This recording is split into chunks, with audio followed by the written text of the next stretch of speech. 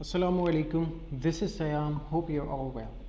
Dear students, if you're truly anxious about your studies at home, then this video is going to reduce your level of anxiety. So keep watching this video. Today, I'm about to discuss unit number 3, koalas, not bears. Let me tell you about the key activities. We'll take start by pronouncing and by discussing the meaning of difficult words. Then I'll briefly explain this lesson, and after that I'll discuss the comprehension questions. Later I'll move towards the grammar portion in which I discuss quotation marks and narration. And finally we'll be able to end this lesson on letter writing. So let's start the discussion then. Pronunciation and meaning of difficult words. And the first word is koala. An animal that looks like a bear, but of course it's not a bear. Kangaroo, a jumping animal with a long tail. Marsupial, mammals that give birth to their babies before they are completely developed and carry them in their pouches. Developed, grown, getting mature. Pouch, a bag or pocket down the belly of marsupial animals. Joey, a baby of koala or kangaroo. Jelly bean, bean-shaped jellies. Climber, a person or animal that climbs. Fur, soft hair on the skin of animal. Peep, to look through the hole. Eucalyptus, a medicinal tree with a pleasant smell on their leaves. Summary of the lesson. Let me tell you the meaning of the word koala. The word koala is emerged from native language of Australia, which meant not drinking water or animal without water. Koala animal is so called because these animals only drink water in extremely hot weather. Koalas do belong to the family of kangaroo. Koalas are marsupials, which mean koalas give birth to their babies before they are fully developed, and the mother koala carry them in their pouch.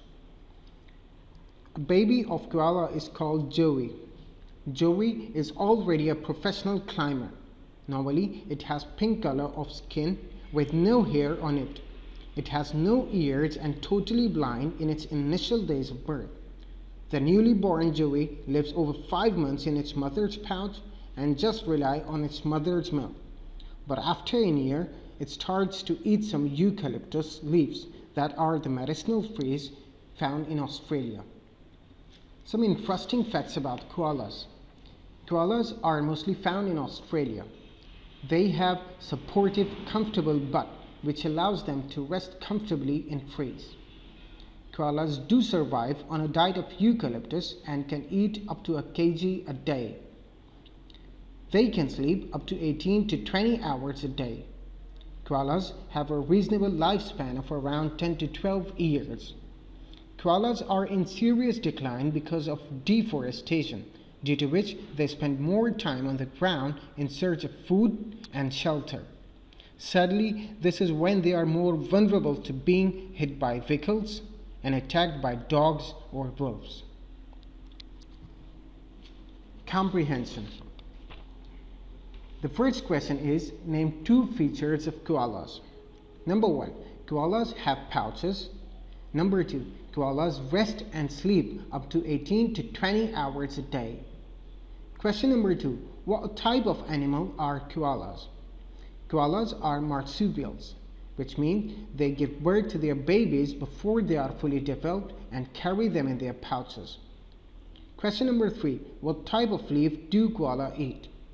Koalas eat eucalyptus leaf. Number 4, what are joeys? Babies of koala are called joeys.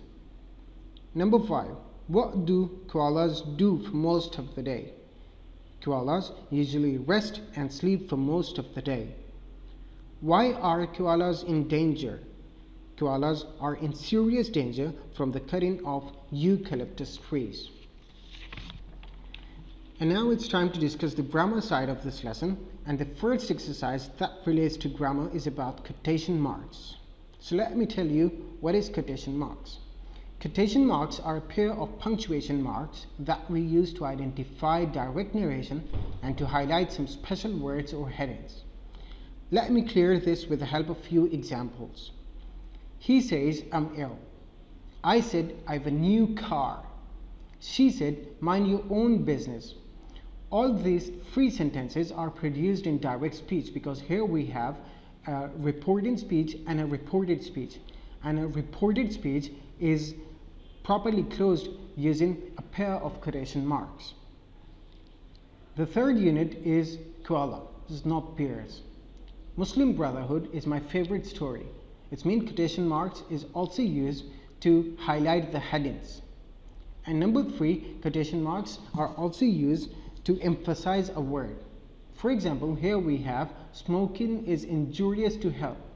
Now the word that is emphasized using quotation marks is injurious. Now moving toward speech or narration. Do you know what a speech or narration is? Narration or speech is an art of reporting the words of a speaker. We have two major speeches, direct speech and indirect speech. Direct speech. Direct speech describes when something is being repeated exactly as it was, usually in between a pair of inverted commas. Or we can say direct speech is a sentence in which the exact words are reproduced in quotation marks. Here we have some rules to keep in mind while producing a sentence in the direct speech. Number 1, it has two parts, reported speech and a reported speech. Reported speech ends with comma. Reported speech starts with a capital letter and is written in between a pair of quotation marks. Full stops, question mark and exclamation mark usually appear within the quotation marks. Let's have some examples. He says he is playing cricket. She said she is really hungry. All these sentences are produced using direct speech because all these sentences have reported speech which ends with comma. And reported speech starts with a capital letter where the exact words of the speaker are reproduced in quotation marks. The indirect speech. Indirect speech, when you describe someone else's statement in your own words without any change in meaning of a statement. Major rules for indirect speech are: omit all commas and quotation marks.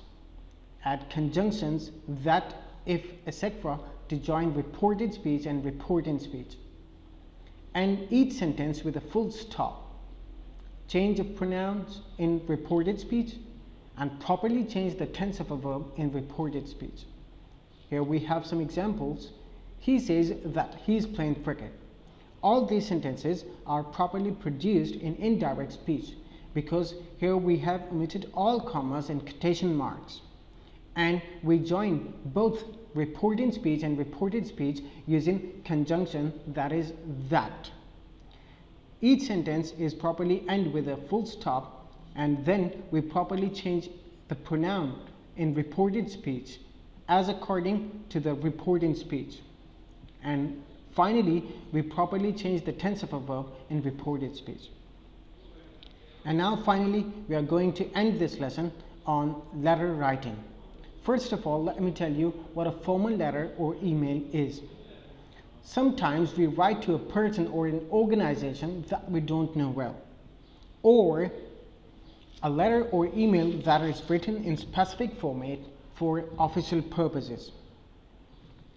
A format for writing a formal letter is: the formal letter always starts with the sender's address, then date, then name and designation of receiver, address of receiver, salutation, body of your letter where you explain the main content of your letter, complimentary clause, sender's initial, name and designation of the sender. Let's have this specimen to write a formal letter. As I said, the formal letter starts with the sender's address, then date, then name, designation and address of the receiver, salutation, body of your letter, the complimentary clause, and in the end, sender's initial, name and designation. So that brings us to the end of this lesson today. I want you to do the checkup on page number 19 and test your understandings about the topic. Well, I'll see you in the next video. Until then, stay home, stay safe.